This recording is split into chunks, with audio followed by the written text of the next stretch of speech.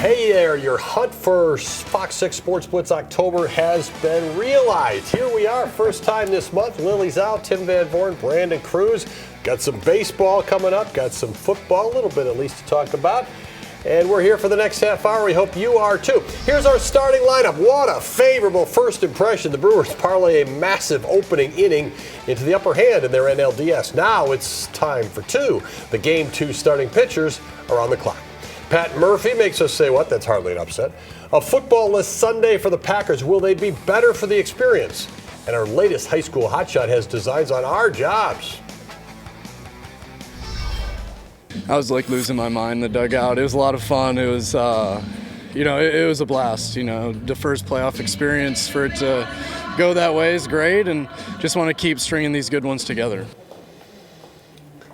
Hey, look, that was Brandon Cruz talking to Quinn Priester out there at the ballpark today during a workout. This was the quiet day between two rocking days, I'm sure. Game 1 certainly was. The atmosphere out there on Saturday afternoon. Game 2, 8:08 Monday night. Quinn Priester is not the starting pitcher, but he and his teammates marvel at the performance of Saturday's starting pitcher, Brandon. It was relentless attacking at the plate against Matthew Boyd by the Brewers hitters. It was unbelievable, and it all started with Jackson Churio coming up in the first inning and leading off with a double. And then the next pitch thrown after that double is a double again, this time by Bryce Terang that scores Churio. The pitch after that, a double by William Contreras. And the hits just kept coming. 11 batters came to the plate in the first inning, and they scored 6 runs to jump out to a 6-1 lead. And that crowd was just so loud because of what they did offensively in that first inning. And Lily, they hadn't played for days, and there was all this concern. What's it the bye going to be like? Granted, this is a bit of a fluke. But was it bigger than just 6 runs in an inning? Because it almost seemed like, okay, it just cracked the lid and here we go. I think it really cracked the lid. I think it really brought all the momentum for the Brewers because, okay, Michael Busch, leadoff homer against Freddie Peralta. How does this offense respond? They didn't look the greatest going into game 162, but they found their groove. And yes, the Cubs made a gamble, throwing out Matthew Boyd just on 3 days rest, and the Brewers made them pay for it. Immediately ambushed Boyd, and we saw the result. And from there, the Cubs could not recover. 6 runs from Milwaukee in that first inning, 43 pitches for the Cubs. And then you have Freddie Peralta out there, guys, who was just throwing strikes after strike after strike. Well, and to me, Peralta was kind of the difference between a team that was off for that week and the Cubs who had to lean on their arms just to get there. Yeah, I mean, the Cubs, they played a whole wild card series. Their arms are taxed. And then you have the luxury of resting your starting arms, and Freddie Peralta tying a franchise postseason record with 9 strikeouts against the Cubs.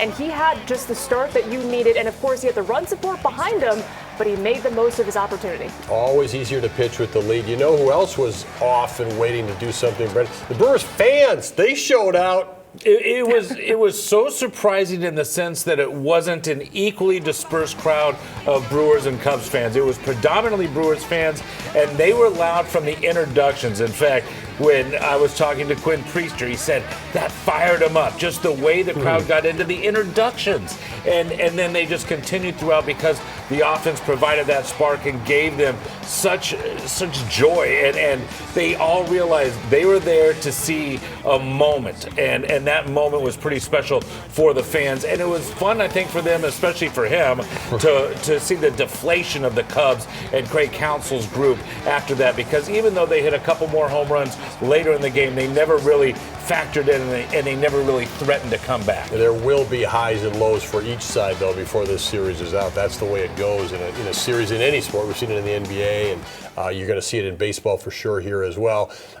Lily, are we missing the elephant in the room, though, here? Jackson Churio left the game before the game was out, and the Brewers have such a history of wrong, poorly timed injuries when it comes to postseason baseball. Yeah, I think every Brewers fan probably has PTSD when they see a star player go out in the playoffs or before the playoffs, and you're thinking, oh no, what can we do? But there you see it. Jackson Churio legs out that single and comes up a little bit gimpy, gets looked at, leaves in the dugout, looked a little frustrated.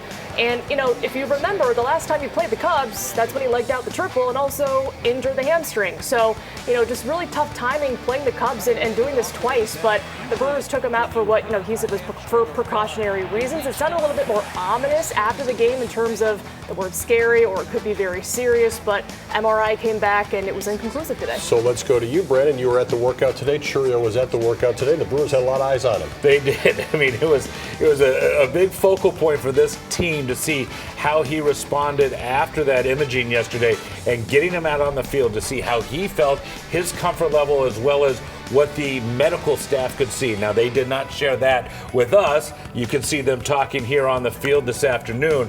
But he was out there. He's smiling.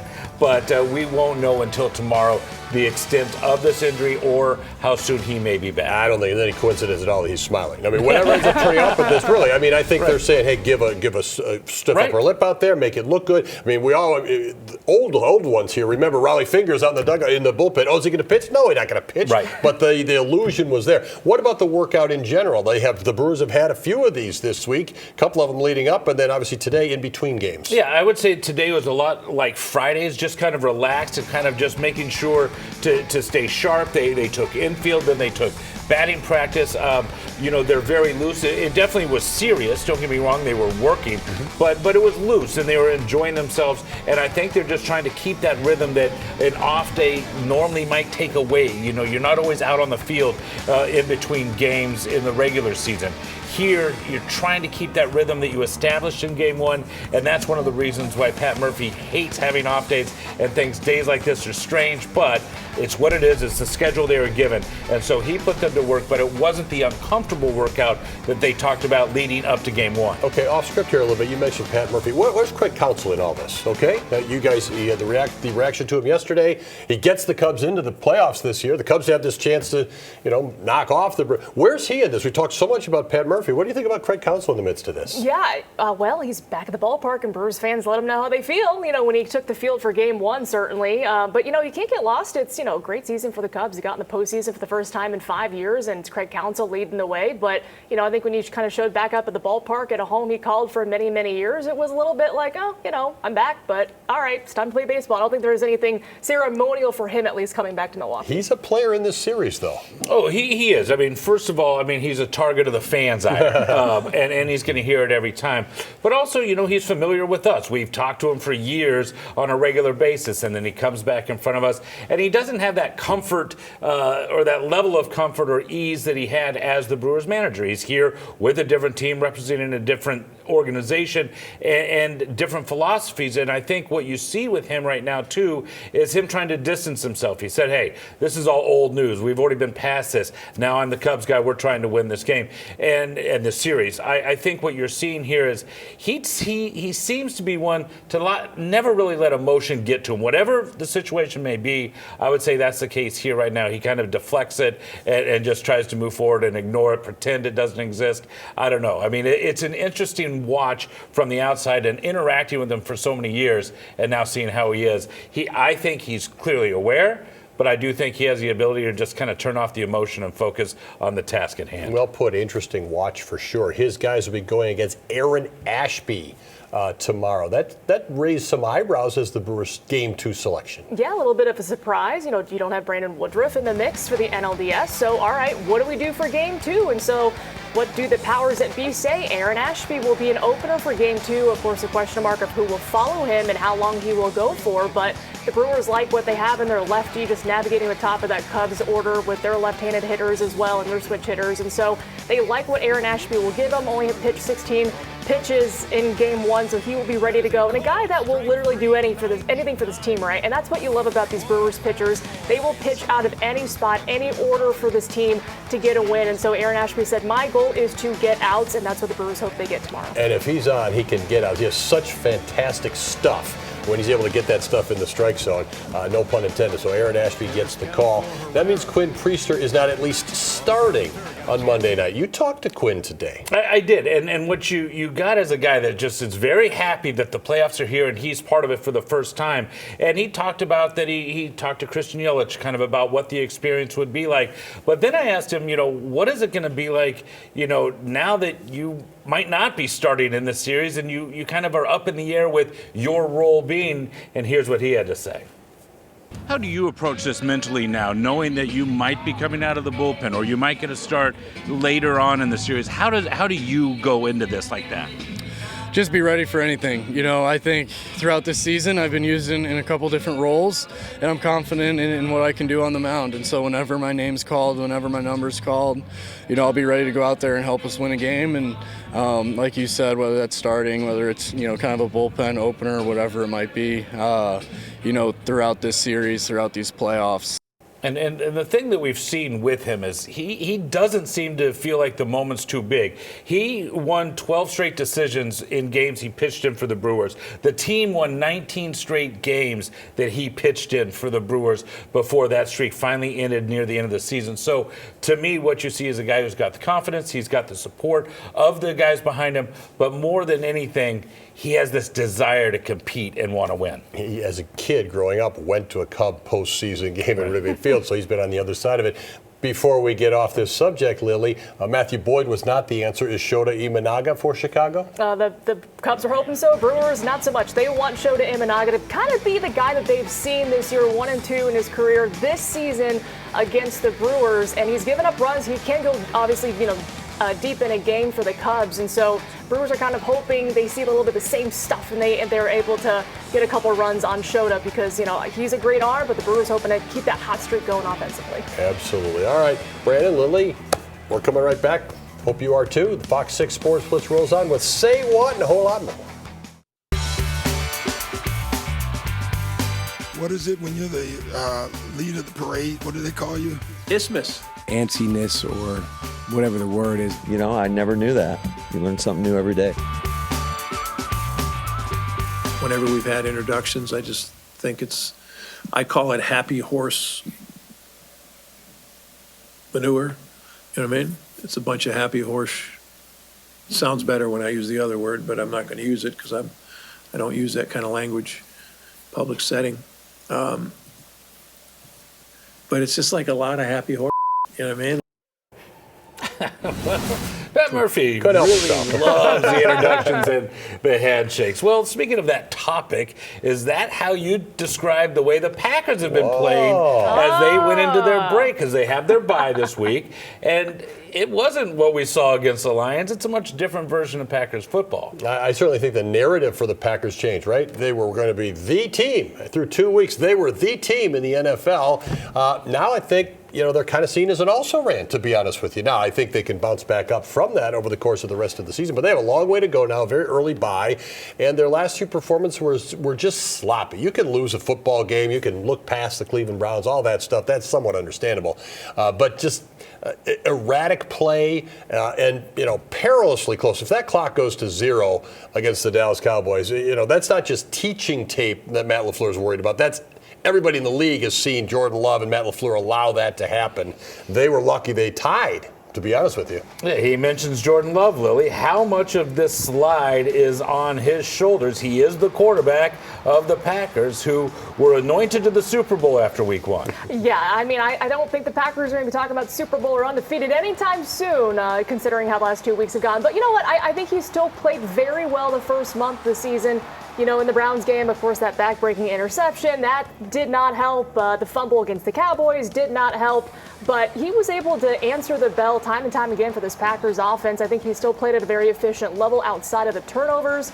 But, you have to know that is a learning lesson at the end of overtime there for Jordan Love and that offense. Do you operate in a 2-minute? Do you operate in, what do you do there? So that's something they need to go through to learn that kind of stuff as a very young team. So despite all of that, this is still a good team that can beat anybody, but they're good enough to beat themselves, and that's what they've been doing the last 2 weeks. Yeah, in the last 2 weeks, kind of two very different offenses. We saw them look very bad offensively in Cleveland. They looked pretty good offensively in Dallas. It was the defense that couldn't stop. But both weeks there were injuries on the front line. How big is that with the offensive line, and how much of a role has that played in the way they've showed up? I think it's a big part of it. You haven't had any real continuity all the way into the offseason. You have guys who are in, out, left, right. Well, they're going to move positions. It hasn't been that good, to be honest with you. Even the 2 games they won early in the season, they were not doing much on the ground. They were protecting Jordan Love, but they weren't getting much done on the ground. So the health issue on the line is part of this. And Lily, it is the Bengals coming into town Sunday. Kind of an easy way, if you look at it on the schedule, to come out of the bye. Jake Browning, the quarterback, it's no Joe Burrows. How does that help them kind of get back into a groove? Well, if there's any week to get turnovers, this is the week. Jake Browning, 3 interceptions. Jamar Chase at one point was tied with tackles because he was tackling guys because of the interception. So the Packers defense wants to get back on track to get after Browning and get some takeaways. This is the week to do it. You cannot lose to a team quarterbacked by Browning. All right. Well, one thing that we do know, you see things at the game that not everybody does. So a lot of you have questions about what goes on there. What did you notice, Tim? So we would love you to send your questions to us by scanning the QR code and asking Tim anything at all about the Packers, about a game, about what he saw, about the bus ride this team might have taken, something. And he will answer those on Fox Local every Monday. And as we go to break, the Wisconsin men's basketball team gearing up for a new season. They had a change on their coaching staff. Former Badger star Brad Davison is back as a special assistant to the head coach. He'll replace assistant coach Kirk Penny, who spent the last 2 seasons coaching the Badgers, of course. Penny will return to New Zealand to spend more time with his family. We're going to be right back with our high school hotshot. Well, welcome back. We've got a fun Fox 6 high school hotshot for you all tonight. The senior was deeply influenced by Al Michaels and Jabari Parker while pursuing 2 of his passions. Here's his story. Come here. Hit the screen. Hey, my name is Nick Slater. I'm a senior at Indian Trail, and I help broadcast football games in Kenosha. Yeah, so we're at WGTV studio at Gateway Technical College. This is actually where I have an internship with Gateway. Welcome back to the WGTV broadcast. My name is Nick. We film the football games locally. I get to film those games rather if I'm on the field, up in the stands recording, or sometimes I'm even in the booth announcing. And throughout the school year, we do a lot. I am a co-president of our DECA chapter, and we have a team of over 100 members. Starting at 13 years old, I started my own grass cutting business, Nick's Lawn Service. Running my own business where I have 12 to 15 accounts has really taught me the real world skills of it. I do some accounts of landscaping as well, whether it be mulch, rock installation, fall cleanups, winter cleanups, snow removal. I really do it all. Always looking for any job, anything that has to do with landscaping, give me a call. I would say that faith is probably the biggest thing for me. I run my own youth group. We talk about Bible verses and how we can apply those to our lives and just become better young men overall. I've been playing basketball since I was 12. Yeah, I'd always play with my cousin back in my grandma's house. I'm right-handed but shoot with my left hand because of him. He's naturally left-handed and he taught me how to shoot. I write, I eat, everything's with my right hand, but shooting the ball is the left. Yeah, that love of the game will never leave me, rather it be football, baseball, basketball. I love it all, I've played it all. Yeah, I've always wanted to be in the realm of sports, rather it be sports marketing, sports communications, anything in the realm of sports, I want to be there. My name's Nick Slater, I'm a senior at Indian Trail, and I hope to be a broadcaster in the future. Thanks for watching. I'm this week's Fox 6 High School Hotshot. Now, Nick has applied to colleges with highly respected communications programs to continue his career path, and we also have to give him some props. His high school hotshot you just watched, the majority of that video was recorded by Nick, so just showing off all his skills. It'll be great to see him in the future. Meanwhile, later this week, our Week 8 edition of the Fox 6 High School Blitz kicks off on Friday night with our Brandon Cruz. I'll be at our Fox 6 High School Blitz Game of the Week. The defending D2 champions Slinger Owls travel to take on Homestead in a clash between 2 of the best teams in the North Shore Conference. This will be a fantastic matchup. We'll be right back. Here's what's up. Game 2, NLDS, Brewers-Cubs tomorrow night. And the Packers get back from the bye at home against the Bengals at 3:25 on Sunday. And it's homecoming week for the Badgers. They host Iowa on Saturday night. And guess what, guys? Bucks preseason basketball is back Monday night in Miami, back home Thursday against the Pistons. How about that? Yeah. It's all happening. Clash. Thanks for joining us tonight. We'll see you again next week.